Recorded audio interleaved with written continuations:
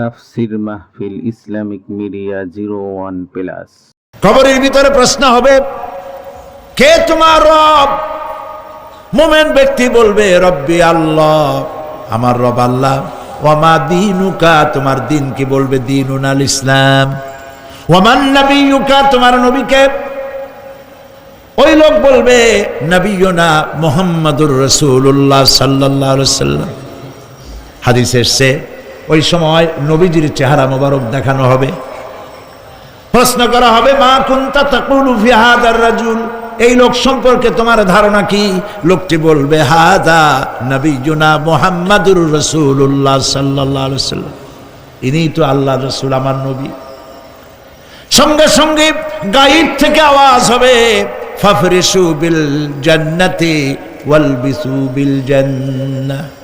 ও আমার ফেরেশতারা, আমার বান্দার জন্য জান্নাতের বিছানা কবরের মধ্যে বিছায় দাও, আর আমার বান্দাকে জান্নাতের পোশাক পরায় দাও।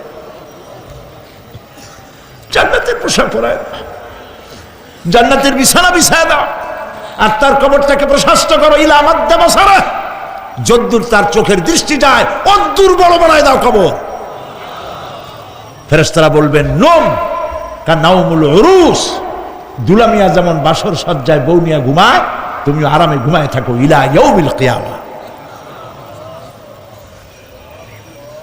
ভাই সাহেব, এই পৃথিবীর সব ফাঁকিবাজি, মোহ, সব মোহ, স্ত্রী পুত্র পরিজন মাল ধন কিচ্ছু না, কোনো দাম নাই।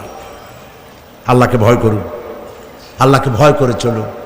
ভয় তো করতে পারলাম না। এত বড় একটা রমজান মাস চলে গেল, রোজা আসছিল তাকওয়া সৃষ্টি করার জন্য, সারা জীবন রোজা রাখলাম, মুত্তাকি হইতে পারলাম না। এটা ঠিক কিনা বলুন? সারা জীবন রোজা রাখলাম, মুত্তাকি হইতে পারি নাই। এখনো মিথ্যা কথা বলি, ওজনে কম দেই, খাদ্যে ভেজাল দেই। কথা ঠিক কিনা? মিথ্যা কথা বলতেছেন। মিথ্যা কথা বলা কবিরা গুনাহ, মিথ্যা কথা বলা সমস্ত গুনার মা। কথায় কথায় মিথ্যা বলা হচ্ছে। দোকানদারি করতেছেন, কষ্ট করে মাল কিনছেন, লাভের জন্যই তো কিনছেন, মিথ্যা কন কেন?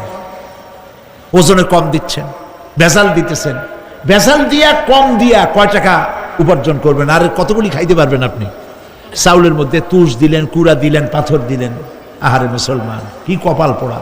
ওজন দিতে গিয়া একটু খিচ দিয়া ধরে যেদিকে পাথরটা, আর মালটা যেদিকে সেদিক টেটু নিচু করে দেয়। যে কেনে সে মনে করে মাশাআল্লাহ, লোকটা তো খুব ভালো, আমার তো বেশি দিছে। কিন্তু বাড়ি যায় দেখবেন আপনারা 14 গ্রাম কম দিয়েছে। ও 14 গ্রাম তো না, এখন তো গ্রাম বলে। আগে তো আমরা ছটাক মটক বলছি, এখন গ্রাম বলে সুবিধার জন্য। এগুলি কি আমি বানায় বলতেছি না? কথা ঠিক। লাভটা কি? কি লাভ? জমিনের আইল ঠেলতেছেন, পরের জমিন দখল করতেছেন, বোনেরে ঠকাইছেন, ভাইরে ঠকাইছেন, ভাইয়ের সম্পত্তি ফেরত দেন নাই। আহা, এই যে দুরবস্থার সৃষ্টি হলো, আমলের পরিবর্তন হলো না। মসজিদ বানাইছি সব দালান, মসজিদগুলি সব বিল্ডিং হয়ে গেছে। নবী করিম সাল্লাল্লাহু আলাইহি ওয়াসাল্লাম বলেছেন, মাসাজিদুহুম আমিরাতুন ওয়া হিয়া খারাবুম মিনাল হুদা, মসজিদগুলি সব দালান হয়ে যাবে শেষ যুগে। এগুলি নবী করিম সাল্লাল্লাহু আলাইহি ওয়াসাল্লাম ভবিষ্যৎবাণী। মসজিদগুলি কি হবে? সব বিল্ডিং হয়ে যাবে। ওয়া হিয়া খারাবুম মিনাল হুদা, হেদায়েত থেকে খালি হয়ে যাবে। হেদায়েত নাই, খালি মসজিদ, building, tiles, mosaic, air condition সব আছে, হেদায়েত নেই।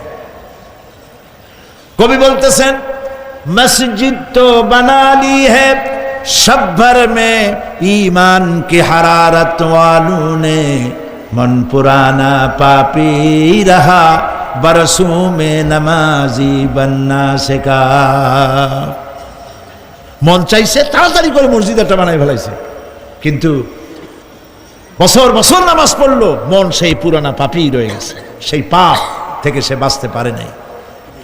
এই জন্য বিশ্ব কবি আকবাল বলেন, মসজিদ মে মরসিয়া খাহে কে নমাজি ন রহি, মসজিদ মে মরসিয়া খাহে কে নমাজি ন রহি, याने वो साहेबे औसाफ हेजाजी न रही। মসজিদ আটকানতেছে, আমার সেই নামাজি কই? যেই নামাজিরা যখন নামাজ পড়তো, পাখি এসে মাথার উপরে বসতো, পাখিতে বুঝতে পারতো না যেটা মানুষ না গাছ। সুবহানাল্লাহ। আর এখন ইমাম যদি নামাজ পড়তে আত্মাহিত পড়তে দেরি করে, ধীরে ধীরে পড়তেছে, পিছন থেকে সিগন্যাল মারা শুরু করে, বেয়াদব! ইমাম যদি নামাজের মধ্যে, ইমামকে কখনো গলায় কাশি দিয়ে আপনি ডিকটেট করতে পারবেন না, বেয়াদবি, নামাজ নষ্ট হয়ে যাবে। অনেকে করে কিনা বলো? ওর নিজেরটা শেষ হয়ে গেছে, এই জন্য ইমাম করে না কেন, সেই জন্য কাশি দেয়। এটা ফাজলামি করার জায়গা নয়। প্রিয় ভাই সব, সুতরাং আমল যদি ভালো না হয়, মসজিদ সুন্দর বানায় লাভ হবে না। আমল যদি ভালো না হয়, সুন্দর জামা টুপি পরে কোনো লাভ হবে না। শরীরে হয়েছে ক্যান্সার আর মাথায় মাখতেছে লক্ষ্মী বিলাসের তেল, লাভ আছে? বলেন লাভ আছে? কোনো লাভ নাই। আমল পরিবর্তন, মিথ্যা ছাড়তে হবে, মিথ্যা ছাড়তে হবে।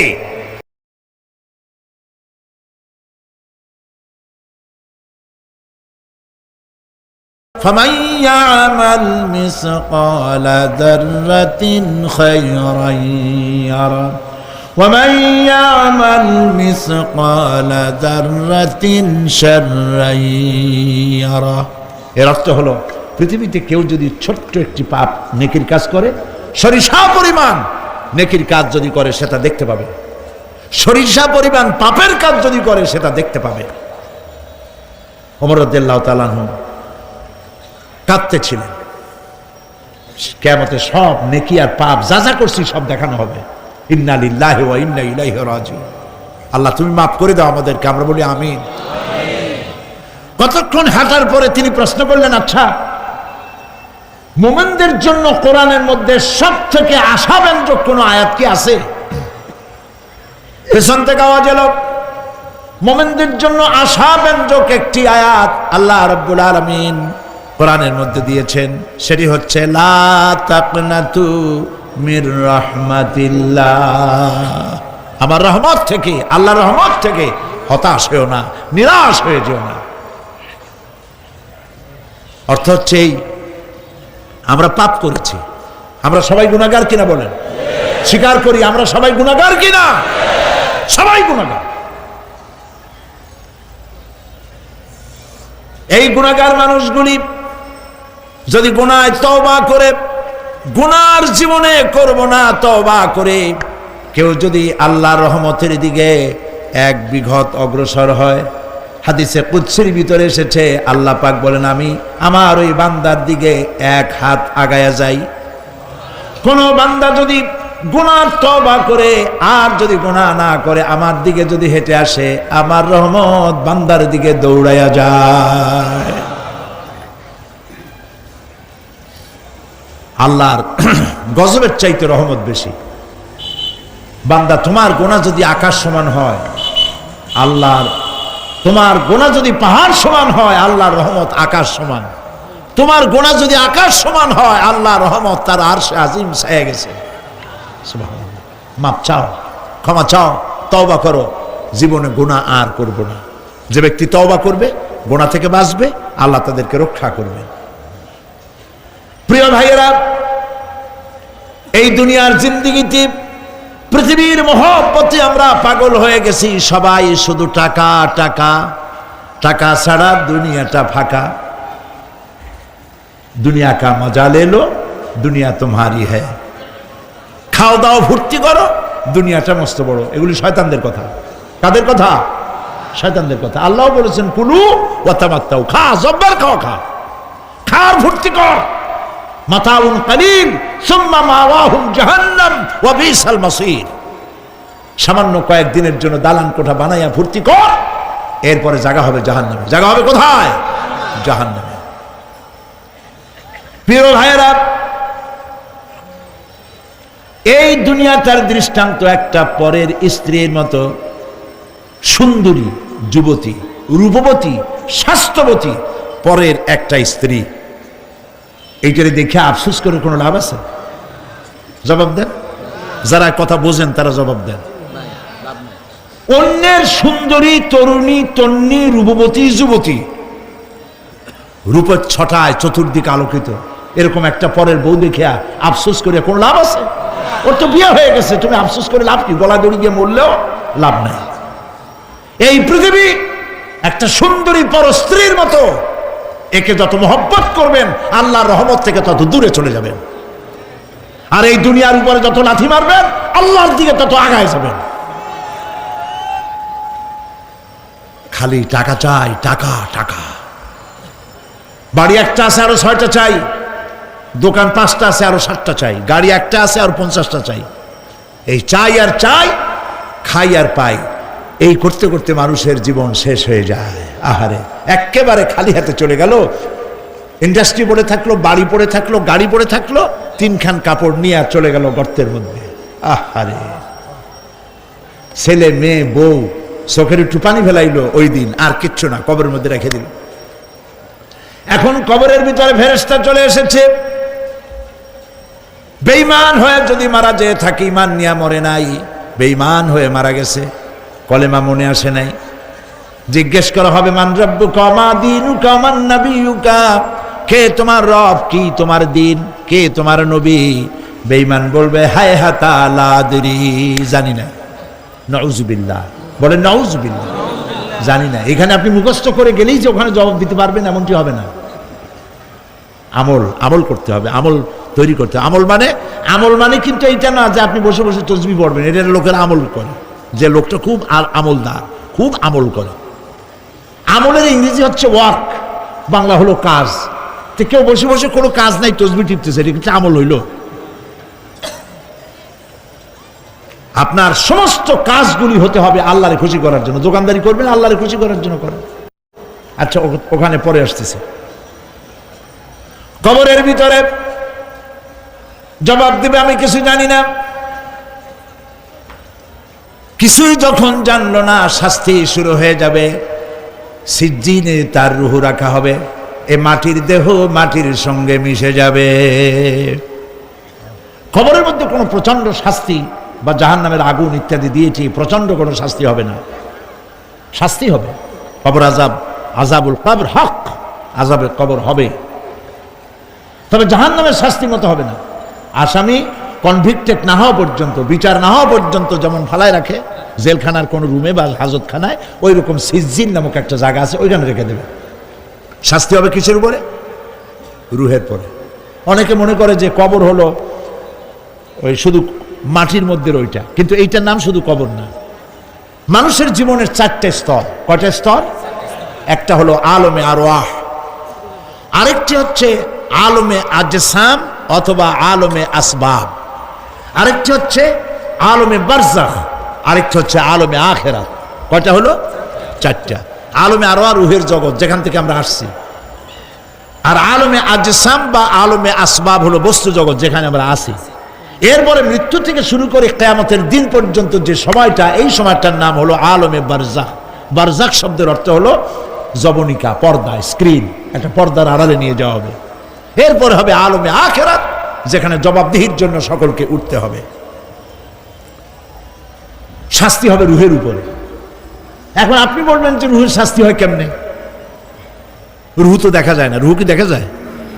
রুহ সম্পর্কে প্রশ্ন করা হয়েছে, ওয়ায়াসআলুনাকা আনির রূহ কুলির রূহু মিন আমরি রাব্বি।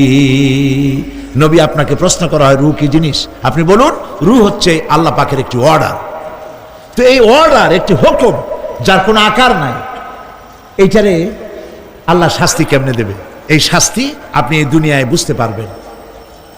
হঠাৎ করে আপনার গ্রেফতারি পরোয়ানা জারি হয়ে গেছে, তখন একটা টেনশন ক্রিয়েট করে। এই শাস্তিটা কোথায় হয়? বডির উপরে না রুহের উপরে? রুহের উপরে হয়।